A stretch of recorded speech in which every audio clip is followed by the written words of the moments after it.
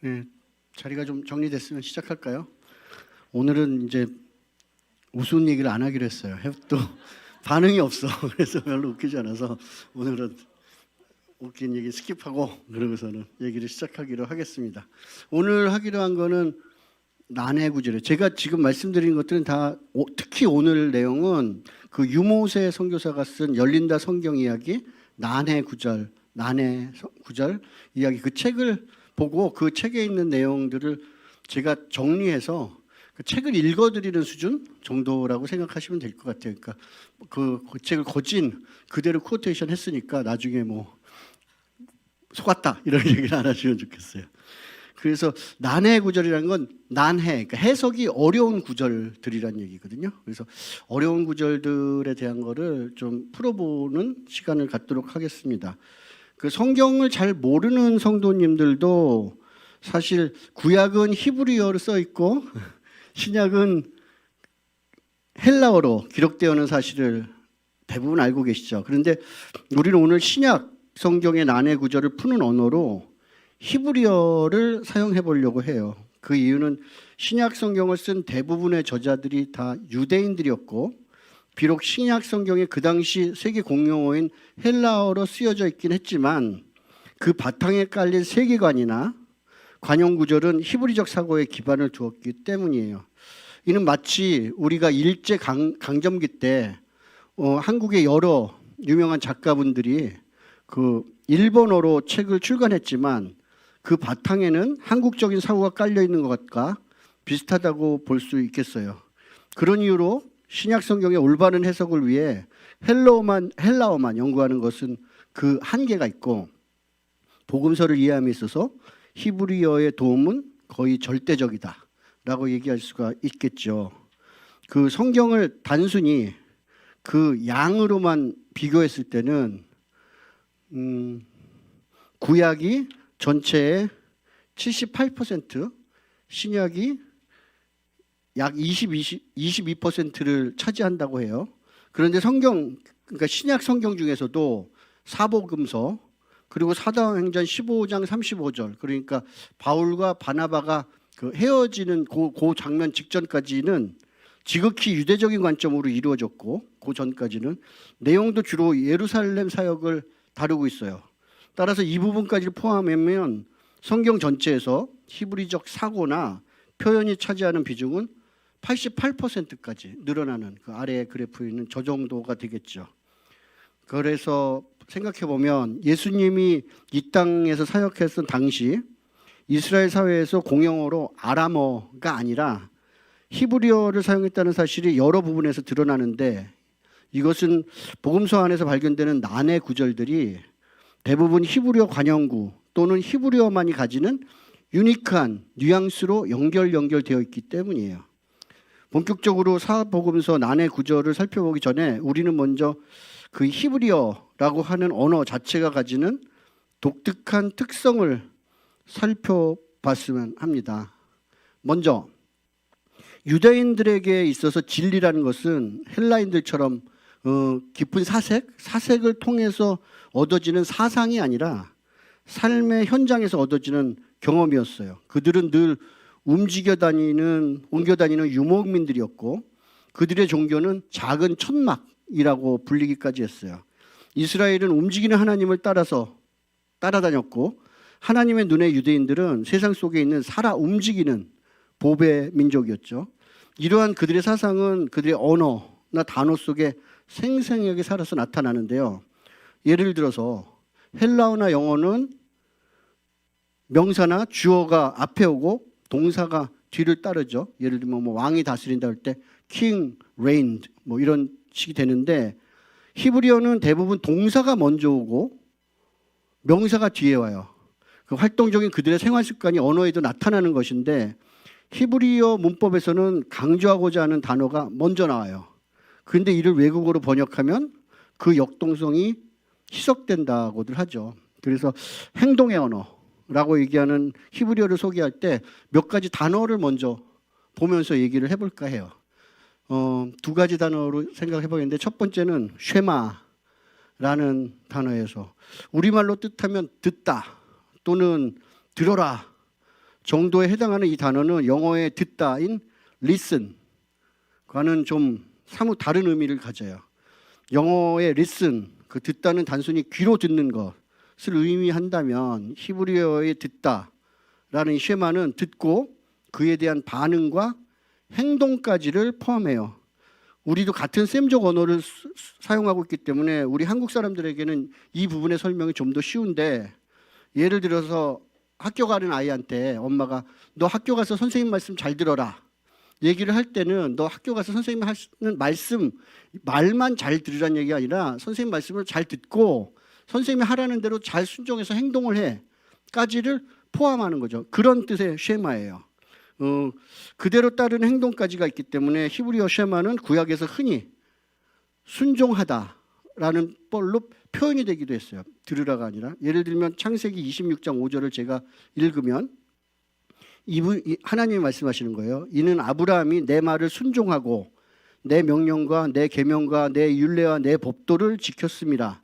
얘기했을 때 아브라함이 내 말을 순종하고를 쉐마로 써서 쉐마. 아브라함이 쉐마해서 라고 얘기를 했거든요. 그래서 순종한다로 한글 성경은 번역을 했고, 또 출애굽기 16장 20절에서도 이렇게 얘기해요. 그들이, 이거는 뭐냐면 하늘에서 내린 만나를 그날에 다 먹어라고 했는데 욕심이 있어서 만나를 집에다 갖다 놨다가 썩어진 사건이에요. 근데 그걸 이렇게 얘기하거든요.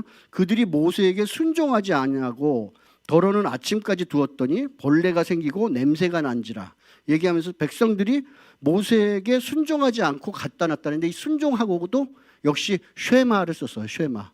그래서 쉐마는 이런 식으로 듣다뿐만이 아니라 듣고 순종한다는 행동, 오베이에 순종하다는 것까지를 포함하죠. 근데 또한 이 쉐마는 그러니까 성소시대라고 그러면 신약 성경이 쓰여졌던 시대, 그러니까 예수님이 살아셨던 시간부터 한 100년? AD 100년 정도까지의 시간을 주로 성소시대라고 하는데, 성소시대 현재까지 유대인들이 매일 낭송하는 기도문이 있거든요. 근데 이 기도문의 이름을 쉐마라고 그래요.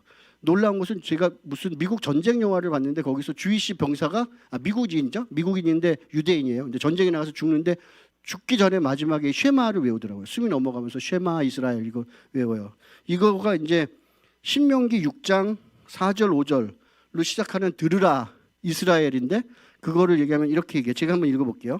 이스라엘아 들으라, 우리 하나님 여호와는 오직 유일하신 여호와이시니 너는 마음을 다하고 뜻을 다하고 힘을 다하여 내 하나님 여호와를 사랑하라 했을 때 이스라엘아 들으라, 이게 쉐마 이스라엘이거든요. 쉐마 이스라엘, 아도나이 엘로힘, 아도나이 에하드 나오는 거니까, 들으라 이스라엘아, 우리 하나님은 주님은 아도나이 주님은 엘로힘, 그러니까 삼위일체 하나님이죠. IM으로 끝나면, 히브리어에서 IM으로 끝나면 남성 복수형이에요. 남성 복수명사예요. 그래서 예를 들면 북유럽에서 온 사람들을 아시케나짐 임으로 끝나잖아요. 그러고서 그런 서방구 스페인이나 포르투갈 지역에서 이스라엘로 알리아해서 돌아온 본토기하는 사람들을 셰파르딤, 그것도 IM으로 끝나죠. 그래서 엘이신 하나님인데 삼위일체의 하나님이실 때 엘로힘이라고 해요. 그래서 엘로힘 하나님이고, 또 아도나이 엘로힘, 아도나이 에하드. 우리 에하드는 배운 적 있죠. 컴포자이트 된 원, 이렇게 합쳐진 그런, 이렇게 쉐마라고 얘기해요. 그래서 또 예수님이 이렇게 얘기했어요. 사람들한테 예수님이 귀 있는 자들은 들을지어다 할 때 여기 역시도 귀 있는 자들은 쉐마라고 했는데, 쉐마는 내 말을 들으라는 얘기뿐만이 아니라 내 말을 듣고 이해하고 내 말대로 행해라를 얘기할 때 귀 있는 자들은 들으라라고 말씀하신 거죠. 그래서 이렇게 이스라엘 언어는, 히브리 언어는 행동하는 언어예요. 계속 행동을까지를 포함하는 언어예요. 또 하나는 예배를 의미하는 아바드죠. 근데 영어나 헬라어 같은 경우는 세계 공용어였기 때문에 다른 언어에서도 차용됐거든요. 예를 들어서 미국에 현재하는 영어 안에서도 독일어에서 온 말, 라틴어에서 온 말, 여러 스페인어에서 온 말들이 섞여서 영어로 되어 있기 때문에 단어가 많아요. 당시에 공용어였던 헬라어도 있고. 그런데 이 히브리어는 상대적으로 그 단어 수가 현격하게 적어요. 그렇기 때문에 이 하나의 단어가 여러 가지 의미를 중복해서 가지고 있는 경우가 그래서 많은 거예요. 하나의 언어를 가지고 표현을 하다 보니까 아바드 역시 예배하다는 뜻이 있지만 그 외에도 섬기다 또는 종 또는 일한다라는 뜻, 또 예배한다까지도 아바드라는 단어를 사용했어요. 출애굽기에 보면 하나님이 모세에게 명령을 하는데 이렇게 얘기해요. 여호와께서 모세에게 이르되, 출애굽기 8장 1절인데, 너는 바로에게 가서 그에게 이르기를 여호와의 말씀에 내 백성을 보내라. 그들이 나를 섬길 것이라. 섬길 것이다가 아바드를 썼거든요. 섬긴다로 사용한 거예요. 그 또 하나는 출애굽기에 나오는 안식일에 대한 규정인데, 출애굽기 34장 21절 보면 너는 엿새 동안 일하고 일곱째 날에는 쉴지라 하는 엿새 동안 일하고의 일하다를 아바드를 썼어요. 여기서는. 그러니까 유대인들은 하나님의 말씀대로 엿새 동안 세상에서 일하면서 예배를 하는 거예요.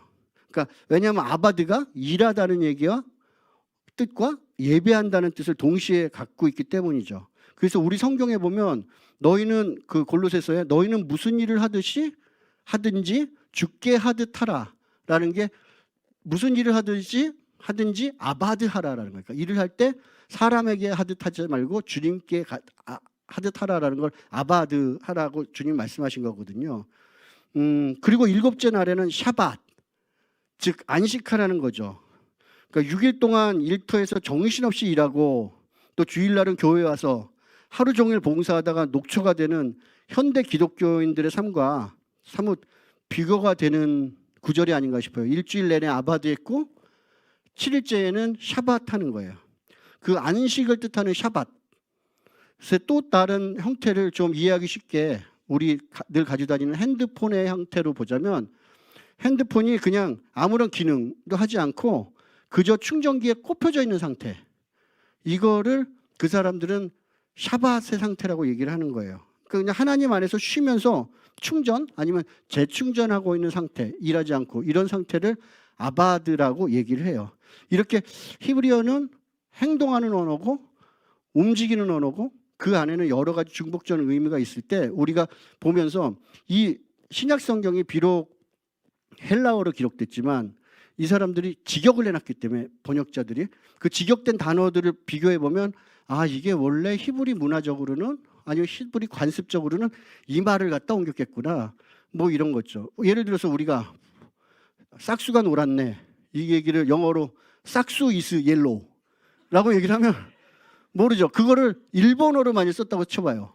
도저히 알아들 수가 없는 수수께끼가 돼버리는 거예요. 근데 그거를 일본어를 막 연구해서 해봤자 그 옐로우의 뜻을 모르는데, 이렇게 한국어를 직역을 해놓으면 우리들은 아는 거죠. 그래서 그거를 공부한 사람들은 그런 뜻으로 싹수가 노랗다고 얘기를 했구나, 쟤네들을 보고, 뭐 이런 의미가 되는 거죠. 그래서 이제 다시 그러면 본격적으로 성경 난해 구절을 좀 살펴보자고 합니다. 예수님 말씀 중에 사용하신 히브리어 관용구는 주로 복음서에 많고, 특별히 저한테는 그 산상수훈이라고 얘기하는 마태복음 5장, 6장, 5장, 6장, 7장에 많이 있어요. 물론 당시에는 누구나 알아들을 수 있는 그냥 당연한 관용구였을 수 있는데, 세월이 흘러 20세기, 21세기가 되었고, 그렇다면 그냥 유대인들도 어려운 관용구인데, 그 관용구가 헬라어로 기록됐고, 그 헬라어가 나중에 넘어가서 영어로 기록됐고, 영어가 동양 성경으로 오면서 중국어로, 한국 들어올 때는 중국어 성경을 바로 또 한국어로 번역된 것이 우리가 있는 성경이라면 그 뜻에 대한 진가는 어떨까요?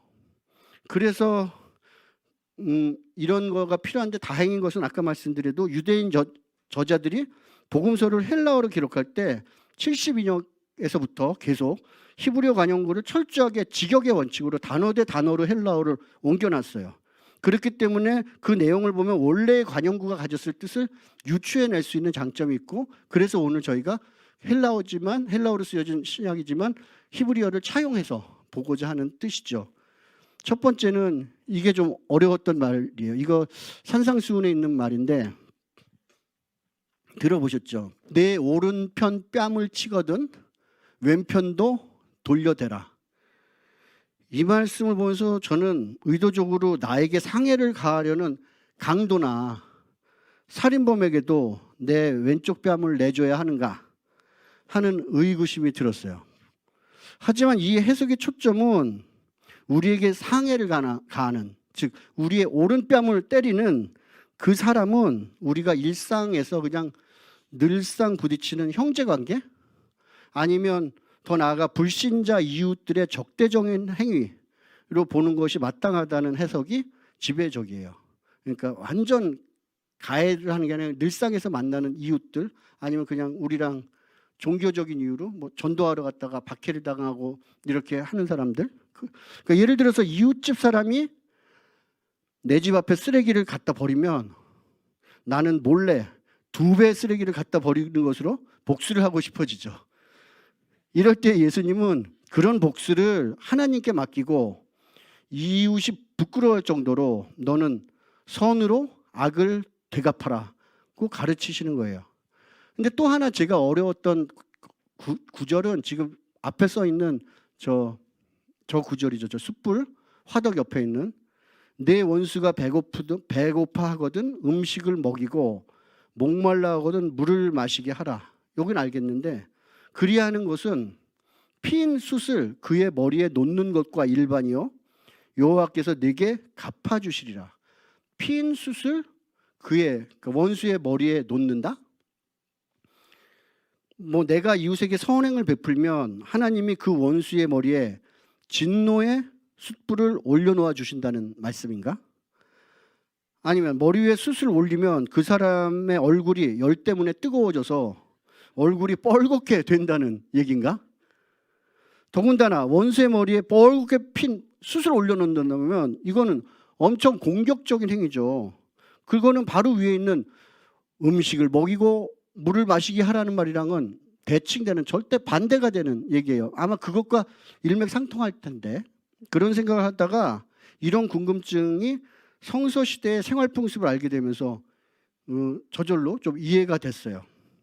성서시대 유대인들은 그 주식이었던 빵을 굽는 저 화덕의 불을 완전히 끄지 않고 다음 날을 위해 항상 약한 불씨를 남겨두었다고 합니다. 왜냐하면 오늘날처럼 이렇게 뭐 딸깍해서 불을 켜는 라이터나 이런 게 없었기 때문에 불을 한 편 지피려면 엄청나게 힘들었어요. 마치 뭐라고 할까요? 우리 옛날에 연탄 떼던 시절이 있으면 집안에서 밤새 연탄불을 꺼트렸으면 그 연탄불을 빌리러 뭐 옆집 어딜 가든지, 아니면 뭐 번개탄이라도 사다 피워야 되는데 이 당시엔 번개탄도 없었으니까 이제 이런 일이 벌어지는 거예요.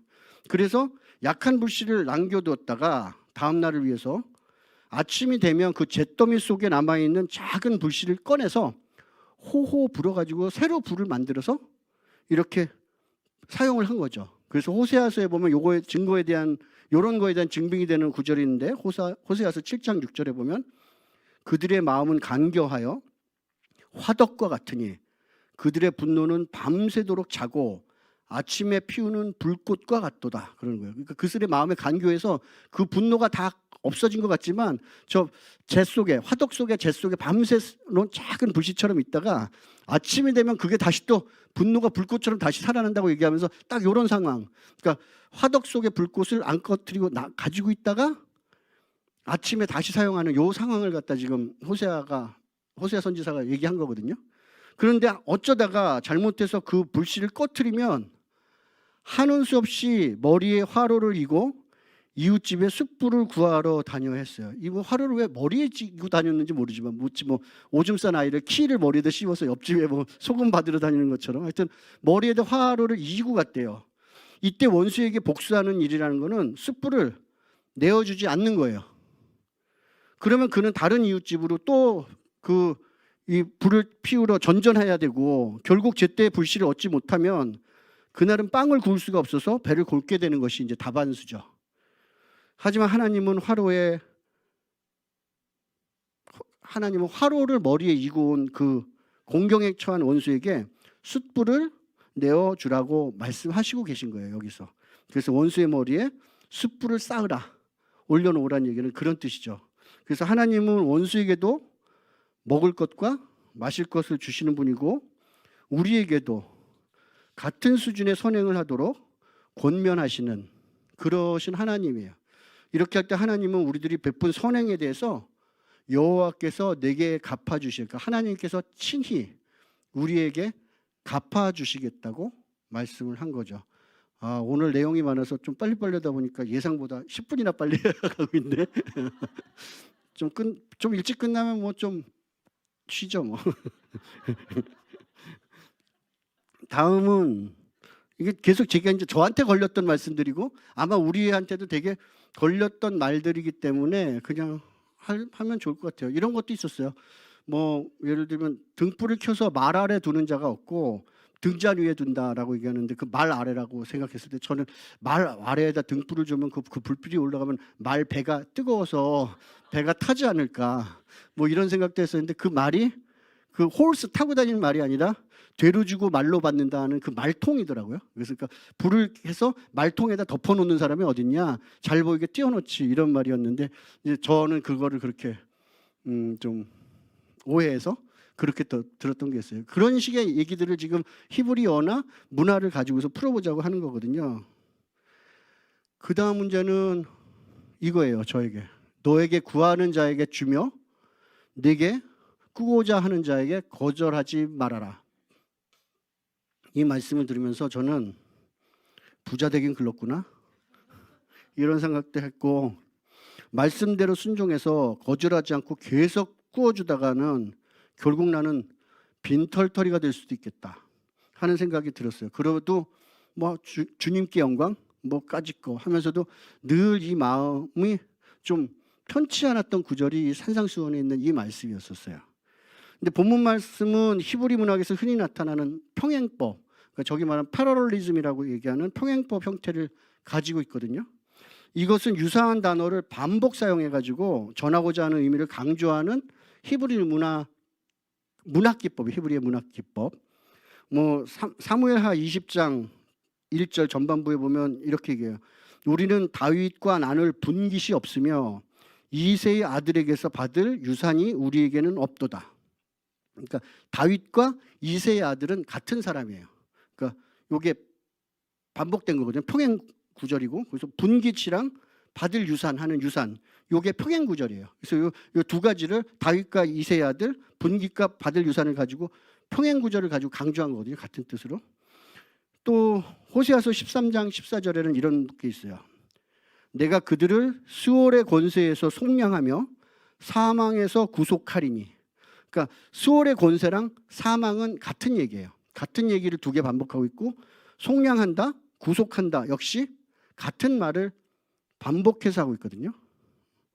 이것처럼 여기 본문에서도 지금 구하는 자와 꾸고자 하는 자, 이 단어가 평행 구절인데 그 뜻은 조금 달라요. 위에서 한 것 설명해 놓은 것처럼 샤알과 라바인데, 샤알은 책이나 자전거처럼 빌려간 물건을 그대로 돌려줘야 하는 경우. 그러니까 이 책을 빌렸는데 다른 책을 갖다 주면 안 되고, 내 자전거를 빌렸는데 다른 자전거를 갖다 주면 안 돼요. 빌려온 자전거 그대로 갖다 줘야 되고 빌린 책을 그대로 갖다 줘야 되는 걸 샤알이라고 한다면, 라바는 돈이나 밀가루처럼 동일한 가치로 돌려주면 돼요. 그러니까 밀가루 빌려왔으면 그걸로 반죽을 비춰서 빵을 해서 먹고, 빌려온 밀가루 양만큼을 나중에 사든지 뭐 어디서 구해서 동일한 가치로 그 동일한 만큼만 돌려주면 되는 게 라바라는 단어예요. 하여튼 둘 다 구하는 거고 꾸는 거고 빌리는 거에 대한 의미는 맞지만 약간의 차이는 있어요. 근데 예수님은 여기서 이렇게 유사한 의미의 샤알과 라바를 해서 평행법이 가지고 있는 강조 효과를 내신 거죠. 이렇게 두 번 반복해서.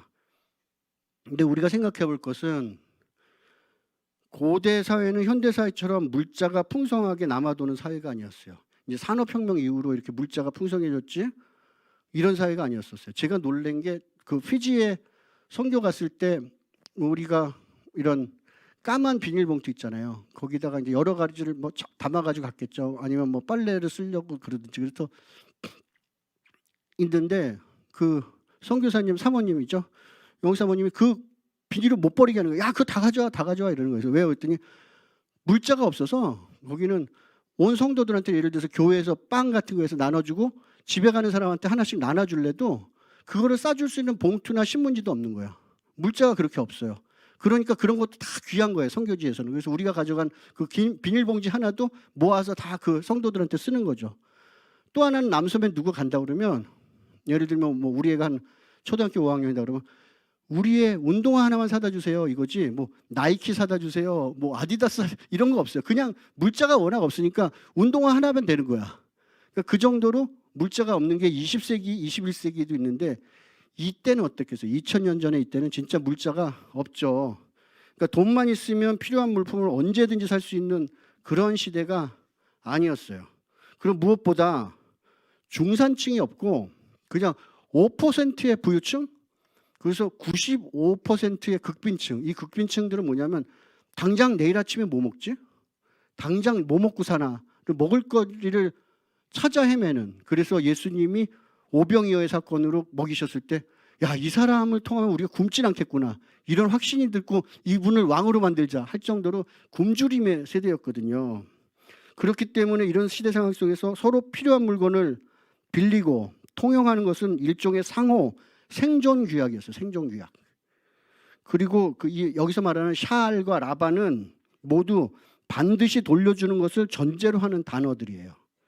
그러니까 서로 빌리고 통용하는 것이 일상적인 사회 규약이었던 시대에 빌린 물건을 돌려주지 않는다, 이것은 사회에서 홀로 고립되는 결과를 낳죠. 야, 쟤 안 돌려준대. 안 돌려준대. 그럼 사람들이, 야, 안 돼. 쟤는 안 돼.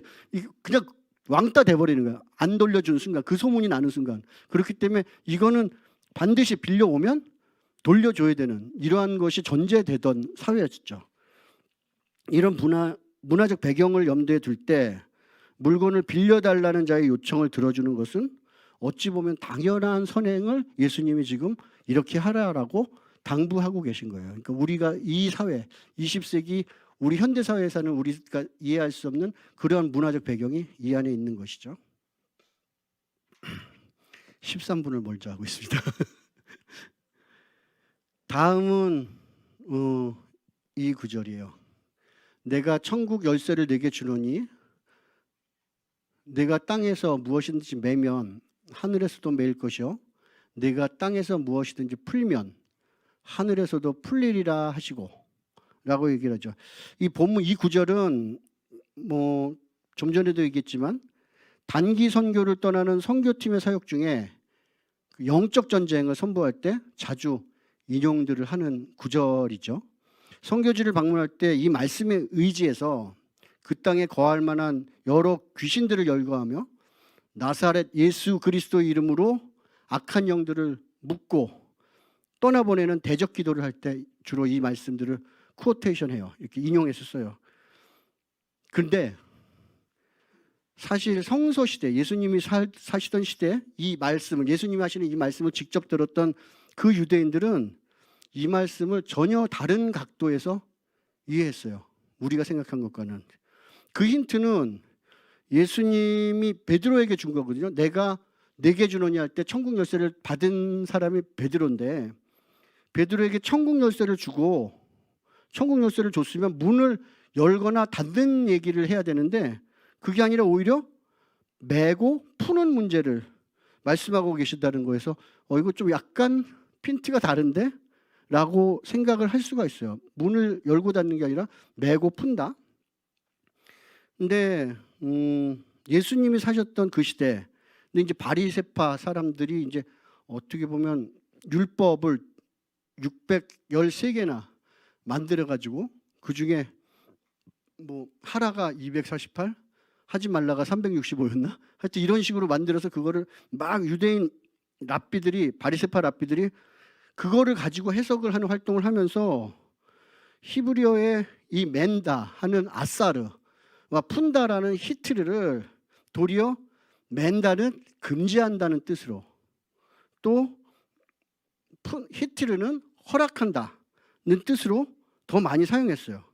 그렇기 때문에 본문을 다시 한번 풀어서 얘기를 한다면 무엇이든지 땅에서 그러니까 내가 너 천국 열쇠를 줬는데 베드로야, 내가 무엇이든지 땅에서 금지하면 하늘에서도 금지될 것이요 내가 땅에서 허락하면 하늘에서도 허락할 것이다 로 해석할 것이 맞을 것 같아요. 이렇게 금지한다 또는 허락한다. 그러면 여기서 말하는 천국 열쇠는 무엇일까요? 유대인들에게는 할라카라고 하는 유대법이 있는데 종교법이에요. 이거는 이제 이슬람으로 치면 샤리아법이라고 있거든요. 샤리아법이라는 종교법이 있듯이 이게 유대인들의 종교법인데, 이 할라카는 할라크, 걷는다는 할라크의 명사형으로서 모든 유대인들이 마땅히 걸어가야 할 바른 길을 뜻한대요. 그리고 지혜로운 사람을 의미하는 그 할라크의 하캄은 이러한 길을 걷는 사람, 성경에는 주로 이런 사람들을 율법학자 아니면 랍비로 번역되는 사람들인데, 이 하캄은 율법의 해석에 있어서 당시 무소불위의 권한을 갖는 분들이에요. 갖는 사람들이에요. 그렇기 때문에 하캄들의 율법 해석을 성경에서는 장로들의 유전이라고 번역을 했지만, 이거는 입으로 그 스승이 제자에게 하캄에게 이렇게 구전됐기 때문에 구전율법이라고 도리어 더 얘기를 하죠. 그래서 이 구전율법은 성문율법인 모세율법과 이제 비교되는 개념이고, 그렇기 때문에 이 사람들은 그 구전율법의 권위를 위해서 구전율법도 똑같이 모세가 시내산에서 받았던 율법들이고 그게 그 하캄들에 의해서 전수됐다라고 얘기를 하는 거예요. 그래서 아까 말한 듯이 엿새 동안은 일하고 안식일은 쉴지라, 그러면서 이제 너희는 안식일을 지켜서 일을 쉬어라고 얘기할 때 그 일에 대한 것이 규정이 어디까지가 일이냐? 예를 들면 옷을 입는 것도 일이냐? 아니면 음식을 만들려고 불을 켜는 게 일인가? 아니면 걷는 거는 일이야? 몇 킬로까지, 얼마까지 걸으면 일이 아니고 얼마 이상을 걸으면 일이야를 하캄이 정했어요. 그 구전율법에 의해서. 그래서 보면 그 당시에 정해진 걸로 그 시나고기라고 하는 유대인 회당이 반경 1km 안에 있거든요. 그래서 시나고그는 만 13세 이상 된 유대인 남자가 10명 이상 사는 곳에는 반드시 시나고그를 짓는 게 율법이에요. 하캄들이 정한 거고, 그때는 반경 1km라는 게 안식일 날 1km 이상을 걸어가면 일이야. 그거는. 그렇기 때문에 그거는 뭐라고 그러나 아싸래요. 금지된 거예요. 근데 1km 안에서 걸어 다니는 거는 히트르야. 허락된 거예요. 그래서 반경 1km 안에 이렇게 회당들을 지은 거거든요. 이런 식으로 그 하캄들이 구전율법으로 이걸 정했어요. 그래서 이렇게 괜찮은 일은 풀고, 그러니까 허락하고, 안 되는 일은 묶는, 이렇게 매기도 하고 풀기도 하는 이 권위를 하캄들은 가졌죠. 예수님도 당시에는 천국이라는 공동체를 이끄는 하캄으로 인식이 되었어요. 사람들이 저분도 하캄이야라고 얘기됐고, 이 얘기가 벌어진 배경은 이제 예수님이 가이사랴 빌립보라는 이방인 도시죠. 그 로마의 도시. 가이사랴는 카이사르예요. 빌립보는 그 알렉산더 왕의 아버지 필리포스 왕이고, 그러니까 카이사르 필리포스니까 자기네 황제들 이름을 딴 도시예요. 그러니까 완전 이방 도시죠. 거기 가가지고 예수님에서 이제 물어보죠. 예수님이 사람들이 도대체 나를 뭐라고 그러더냐? 침례 요한이 살아 돌아왔다. 이미 그때 침례 요한이 죽은 지 좀 지났을 때니까 그 얘기도 하고, 엘리야라고도 그러고, 또 누구는 예레미야 같은 선지자 중에 하나라고도 그럽니다. 그랬더니 그러면 너는 나를 누구냐고 보느냐? 그랬더니 이제 그때 베드로가 그 유명한 주는 그리스도시요 살아계신 하나님의 아들이시니다. 그랬더니 내 말이 옳다. 그래서 이 말을 가르쳐 주신 것은 네가 아니라 내 아버지다.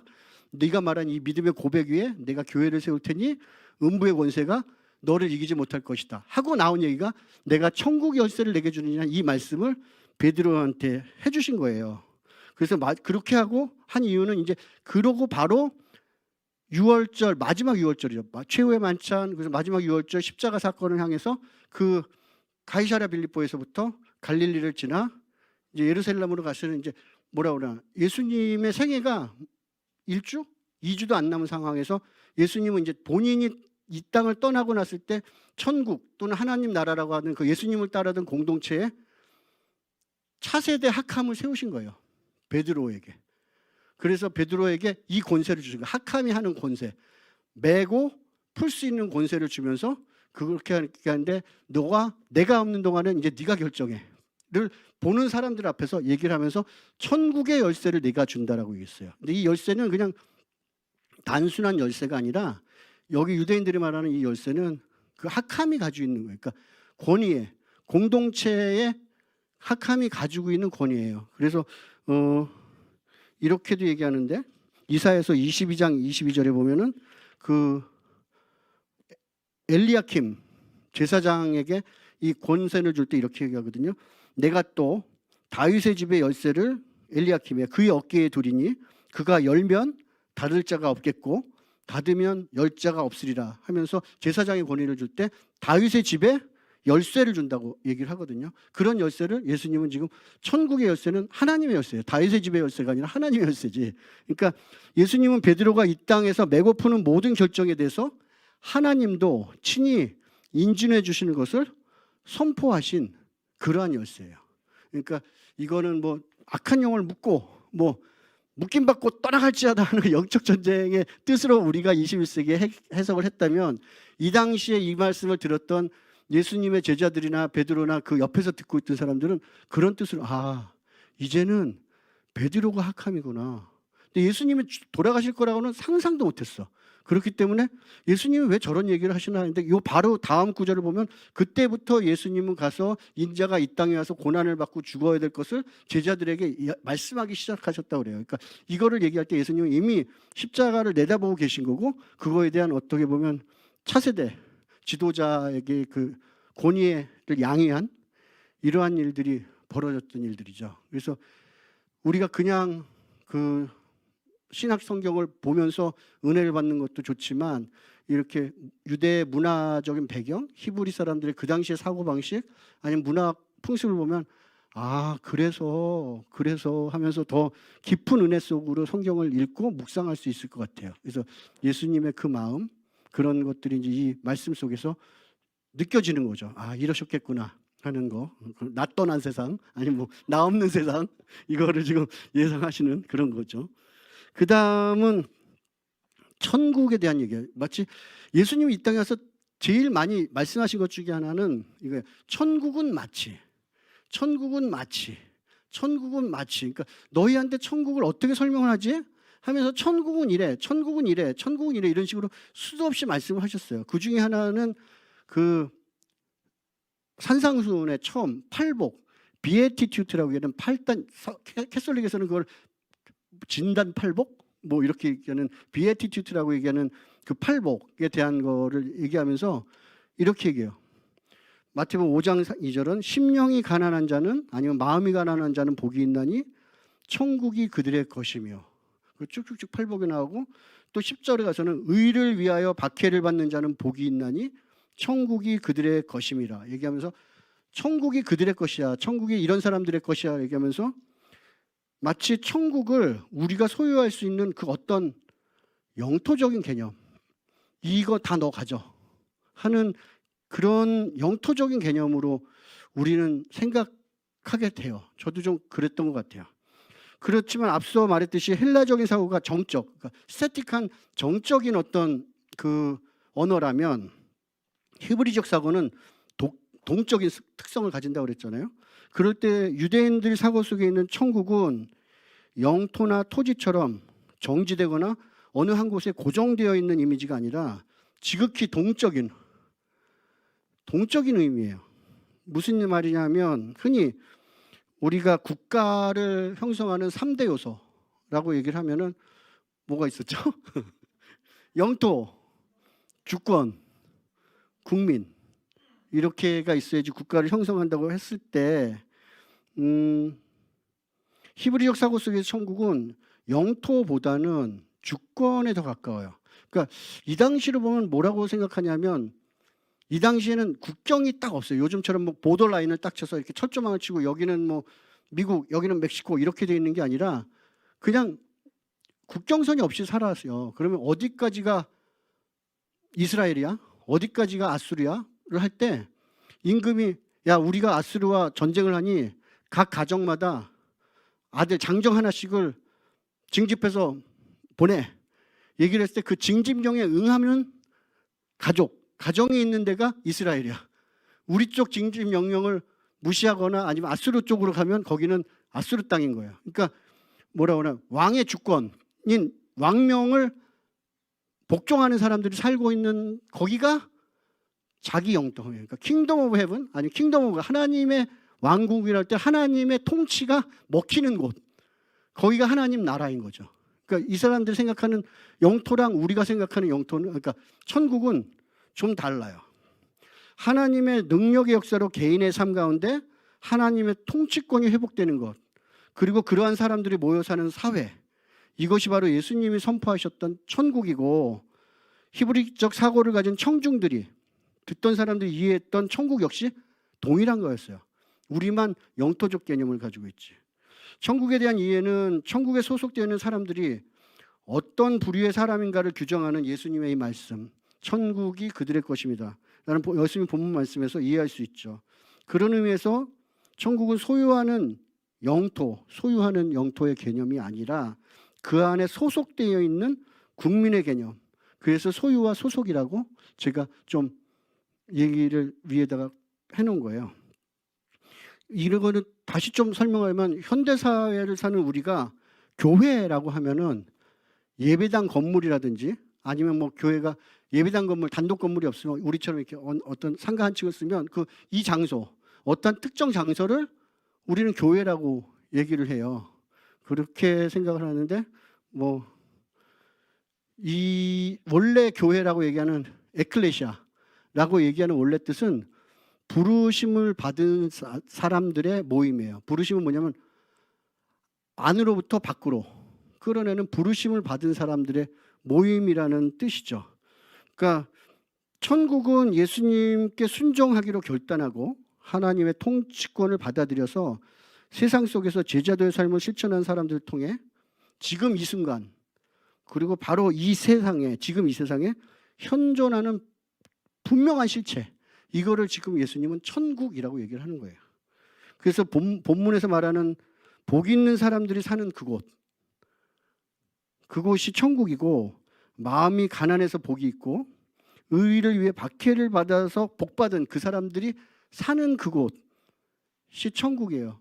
우리는 어떤 영토적 개념으로 우리가 죽으면 그곳으로 갈 것이다라는 어떤 고정된 장소, 이데아가 될 수도 있고 파라다이스가 될 수 있는 그곳을 우리가 천국이라고 얘기하지만, 예수님이 생각하는 천국은 하나님의 통치를 받아들이고 말씀대로 살기로 결심한 사람들이 있는 곳, 그리고 그 사람들이 모여 살고 있는 그곳이 천국이기 때문에, 천국이 가까이 왔다라고 했을 때는 벌써 이미 천국이 임한 거고, 요한의 때부터 지금까지 천국은 이미 와 있다라고 얘기하는 이 모습이거든요. 그러니까 천국은 가는 것이 아니라 오는 거라는 뜻을 여기서 가지고 있어요. 그래서 이런 뜻을 묵상할 때, 그 천국에 대한 개념, 팔복에서 말하고 있는 천국에 대한 개념이 좀 저희가 사고를 좀 바꿔 볼 수 있는 계기가 됐으면 좋겠습니다. 그리고 이제 이거는 좀 가장 많이 좀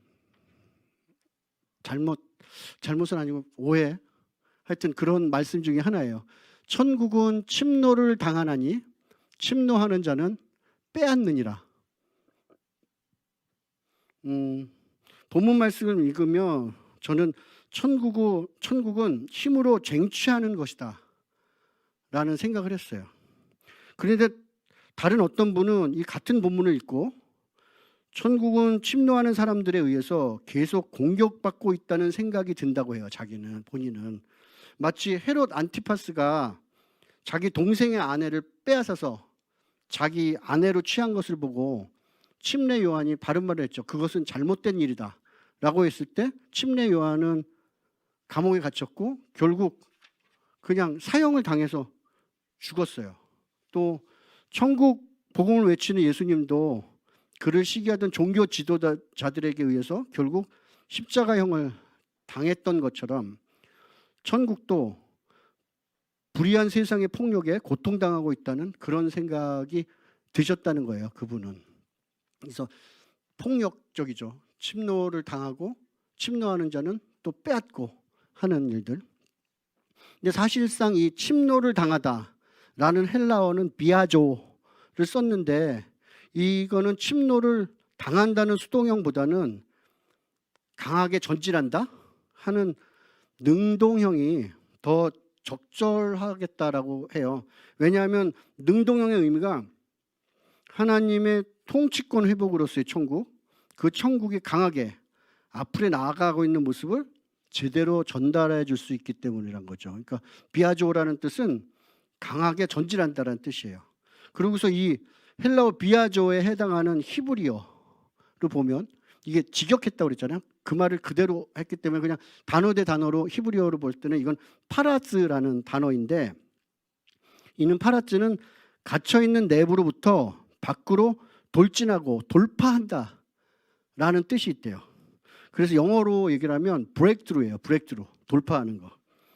이건 마치 홍수에 강둑이 터져서 물이 한순간에 바깥으로 넘쳐나는 이러한 상황을 연상하게 하는 단어가 바로 파라츠거든요. 그러니까 이 파라츠가 현대 그 히브리에서는 뭐에 쓰이냐면 그 척추 추간판 탈출증 있죠. 추간판 탈출증을 추간판, 나 이것 좀 보셔야 되겠다. 혀가 짧은 게 아니라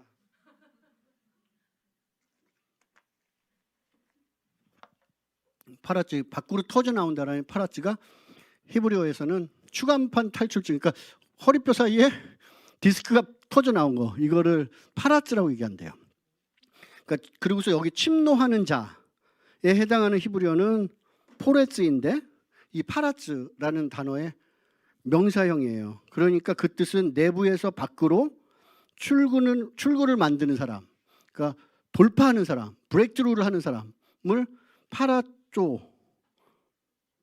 포레츠 할 수 있어요. 그러니까 이렇게 포레츠와 파라츠가 사용된 성경이 있는데, 이게 미가서 2장 13절, 여긴 이렇게 얘기를 해요. 저기 써놨는데 길을 여는 자가 그들 앞에 올라가고 그들은 길을 열어 성문에 이르러서는 그리로 나갈 것이며 그들의 왕이 앞서가며 여호와께서는 선두로 가시리라. 그러니까 길을 여는 자는 포레츠, 그러니까 명사형이 사용됐고, 길을 열어 하는 데에는 동사형인 파라스가 사용이 된 거예요. 그래서 이것이 이제 침노하는 자와 침노를 그 명사가 쓰인 거죠. 근데 이거에 비슷한 게 이스라엘이 성서시대 이스라엘은 이제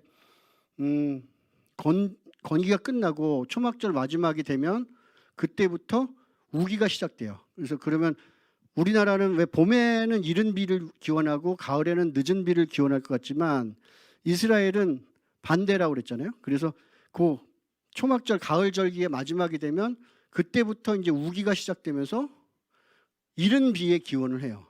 이게 좀 달라. 이스라엘의 문화가 예를 들면 우리가 하루를 시작하는 건 아침에 해가 떴을 때 하루가 시작하는데, 이 사람들은 밤에 해가 질 때 하루가 시작해요. 그래서 이스라엘이 따지는 일일에 대한 개념은 해가 지면서부터 다음날 해질 때까지가 하루예요. 안식일도 그렇게 지켜요. 그런 이유는 여러 가지가 있겠지만 옛 사람들은 창조 이후에 바로 타락이 있었고, 타락의 깜깜한 밤을 지나서 새로운 구원의 날이 열린다 이런 뜻으로 해석하는 사람들도 있고, 또 다른 게 뭐가 있나? 하여튼 미래를 향해서 간다. 미래를 향해서 간다를 상상했을 때 우리는 미래를 향해서 가슴을 펴고 이렇게 걸어가는 이런 모습이 미래를 향해서 간다인데, 이스라엘 사람들이 생각하는 미래를 향해서 간다는 뒤를 돌아서도 뒷걸음치면서 가는 거예요. 그래서 그건 뭐야? 했더니 이미 지나간 과거는 내가 지나갔기 때문에 훤히 보이지만 앞에 이뤄진 일은 아무것도 안 보이기 때문에 뒤통수와 같아서 미래로 간다는 건 이렇게 가는 모습이야라고 생각을 한대요.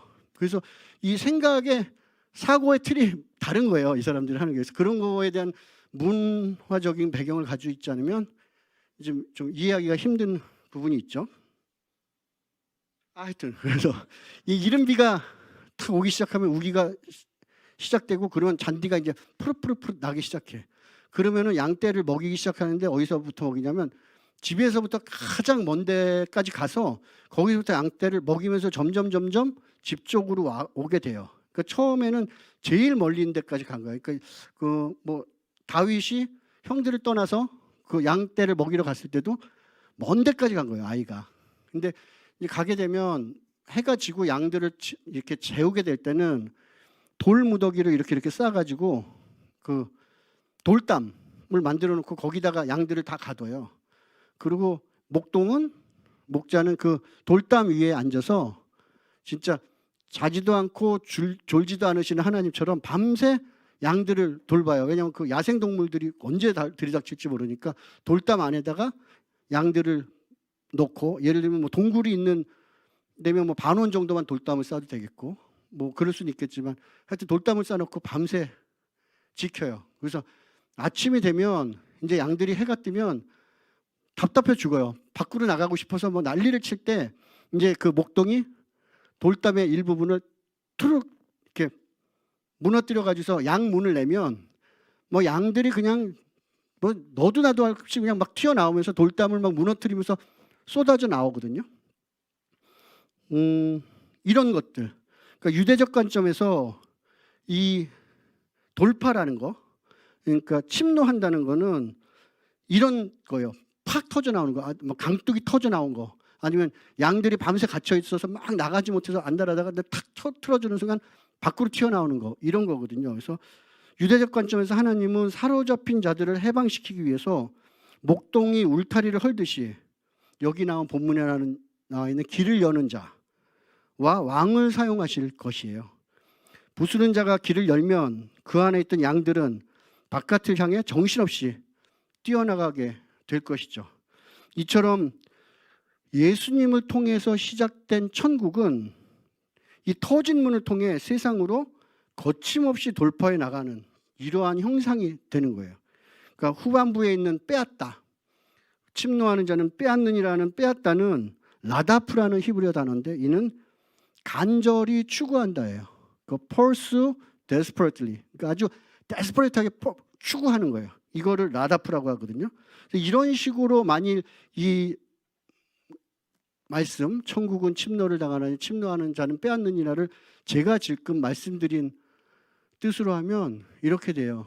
침례 요한의 때부터 지금까지 천국은 밖으로 터져 나오느니 그 돌진하는 자, 브레이크트루 하는 자는 그것을 간절히 데스퍼레이트하게 폴수하는 사람들이야. 그 천국은 우리가 가는 게 아니라, 침례 요한은 누구냐면 엘리야거든요. 그러니까 메시아가 오기 전에 내가 엘리야를 너희한테 보낼 텐데 그가 오면 부모의 마음을 자식에게로 돌리고 자식의 마음을 부모로 돌리는 이러한 일이 벌어지고 이게 메시아의 때야라고 얘기한 그 엘리야가 침례 요한이에요. 그러니까 침례 요한의 때부터 이제 천국이 꿈틀꿈틀 밖으로 터져 나오기 시작했어. 그래서 예수 그리스도가 열어놓은 이 문으로 천국이 이 땅 가운데로 쏟아져 들어오는 모양. 이것이 바로 천국이 침노하는 뜻이에요. 우리가 잘못 이해하고 있었는데 폭행을 하는 이런 모습이 아니라 천국이 이 땅 가운데로 터져 나오는 모습을 얘기하는 건데, 이거는요 주기도문이랑도 똑같아요. 주기도문, 하늘에 계신 우리 아버지여 이름이 거룩히 여김을 받으시오며 나라에 임하오시며, 그 나라는 뭐냐면 하나님 나라가 임하시며, 어디로 임하여? 이 땅 가운데로 임하시며 하나님의 뜻이, 하나님의 통치가 하늘 가운데 이루어진 것 같이 이 땅 가운데서도 이루어지려니까, 하나님의 통치가 본물같이 이 땅 가운데도 터져 나와서 하나님 나라가 그냥 이 땅 가운데 울타리가 터져가지고 쏟아져 들어오는 모습을 얘기하고 계신 거예요. 그래서 얘기할 때 Your will, 당신의 의죠, 당신의 뜻, Your will be done on earth as it is in heaven. 하늘에서 주님의 뜻이 통치가 이루어진 것 같이 이 땅 가운데서도 이루어질 것입니다. 왜냐하면 The zeal of the Lord Almighty, 그러니까 하나님의, 전능하신 하나님의 zeal이, 그 열심이 accomplish this, 이 떡을 이루시기 때문에, 하나님, 전능자이신 하나님이 이 일을, 천국이 이 땅 가운데 터뜨려 들어오는 일을 주님이 열심히 이루실 거기 때문에 이거는 벌어집니다라고 얘기하는 그 말씀이에요. 그래서 이 말씀을 들으면서 우리가 생각했던 그런 것이 아니라 하나님 나라가 어떻게 이 땅 가운데 터뜨려져 들어오는가를 좀 생각하면 좋을 것 같아요. 다 끝났는데 시간이 좀 남아서 이럴 줄 알고 제가 부록을 하나 준비했습니다. 3분짜리. 3분짜리? 이것도 있는데 이건 좀 더 길어서 안 되고. 이거예요. 나의 멍에를 메고 내게 배우라. 이거 되게 우리가 잘 아는 말인데, 수고하고 무거운 짐진 자들아 다 내게로 오라. 내가 너희를 쉬게 하리라. 좋아요. 나는 마음이 온유하고 겸손하니, 여기까지도 좋아. 근데 나의 멍에를 메고 내게 배우라. 그리하면 너희 마음이 쉼을 얻으리니 이는 내 멍에는 쉽고 내 짐은 가벼움이라. 그러니까 쉬라고 하면서 멍에를 메운대. 뭐 사랑의 멍에 이런 유행가 가사도 있지만, 멍에 그러면 이게 짐이잖아요. 멍에가 뭐냐면 소들이 밭을 갈거나 뭐 할 때 소 여기에다가 이렇게 나무로 무거운 걸 씌워서 그 뒤에다 뭐 쟁기 같은 걸 걸어서 이렇게 가는, 그게 멍에잖아요. 인생의 멍에인데, 쉬라고 하면서 너희를 쉬게 한다고 해서 내 마음은 온유하고 겸손하기까지 한데 나의 멍에를 메라고, 그리고 저렇게 그림처럼 이렇게 멍에를 씌워주는, 이건 또 뭐지? 이런 생각이 드는 거죠. 그래서 내 멍에는 쉽고 내 짐은 가벼움이라. 근데 이거 역시 우리와 이스라엘의 문화의 차이예요. 그러니까 주이시 요크, 그러니까 멍에가 요크거든요. 주이시 요크는 어떻게 생기냐면 트윈이에요. 두 마리가 같이 매. 그 요크는 이렇게 생겼어요. 이걸 보통 어떻게 하냐면, 엄마 소가 송아지 소를 옆에다 메고, 지금은 사이즈가 똑같은 거를 찍힌 거지만 보통은 큰 소, 그러니까 엄마 소가 아기 소를 옆에다 메는 거예요. 그리고 이 소는 집에서 혼자 엄마 떨어져 있느니 엄마 옆에 하루 종일 붙어 다니면서, 멍에는 이렇게 메는 거야 하면 힘의 99%는 엄마가 멍에를 끌고 가는 거고, 송아지는 외양간에 혼자 있느니 엄마 옆에서 하루 종일 돌아가면서 그런 멍에에 대한 거부감도 없고, 아 그냥 멍에는 이렇게 메는 거야, 이렇게 오니까 아기는 하나도 힘이 안 들어요. 그러면서 일은 다 같이 하는데 동행하는 거예요. 같이 있는 거예요. 그래서 예수님이 말할 때 그 나의 멍에를 메고 내게 배우라는 이거죠. 엄마 소가 송아지 아기 소한테 멍에를 같이 메고 가르쳐 주는 거예요. 왜냐하면 내 멍에는 쉽고 내 짐은 가볍다. 내 멍에는 왜 쉬워요? 내가 다 지졌으니까. 너는 그냥 내 옆에만 있어. 내가 다 해줄게. 의 의미예요. 그러니까 우리가 그 간단한 뭐 착각 속에 우리 한국에 있는 멍에를 생각하면서, 야, 멍에는 나만 지고 예수님은 쳐다보고 있고 팔짱 끼고 쳐다만 보고 있고 해봐 하는 이런 걸로 상상을 할 수 있지만, 예수님이 얘기한 이 성서시대 이 사람들이 매는 멍에는 저렇게 생겼다는 거거든요. 트윈이에요. 저렇게 매는 거예요. 그래서 이런 거를 보고 좀 문화에 대한 히브리 문화, 유대 문화를 보고 이해를 하면 예수님의 그 당시의 말씀 의도를 이해하는데 좀 도움이 될 것 같아서 이렇게 준비했습니다. 제가 기도하고 마치겠습니다. 좋으신 하나님, 정말 2000년 전 주님이 사셨던 그 중동 땅, 예루살렘과 유대와 사마리아와 갈릴리의 그곳의 문화를 저희가 알 때 정말 주님이 어떤 마음으로 어떠한 뜻으로 하셨는지 저희가 다시 한번 새기고 새롭게 마음을 닫습니다. 무엇보다도 주님의 열심이 이 땅 가운데 하나님 나라를 이루실 것이고, 또한 주님께서 이 땅 가운데 좌정하실 것을 기대합니다. 마라나타 주님, 어서 오십시오. 이 시간 주님께서 주시는 이 말씀 가운데 저희의 마음 문을 여시고 저희 가운데 정말로 새로운 결단으로, 새로운 이해로 자리 잡는 주님, 더욱더 저희가 사랑하기 원합니다. 주님 사랑합니다. 우리 주 예수 그리스도 이름으로 기도드립니다. 아멘. 수고하셨습니다.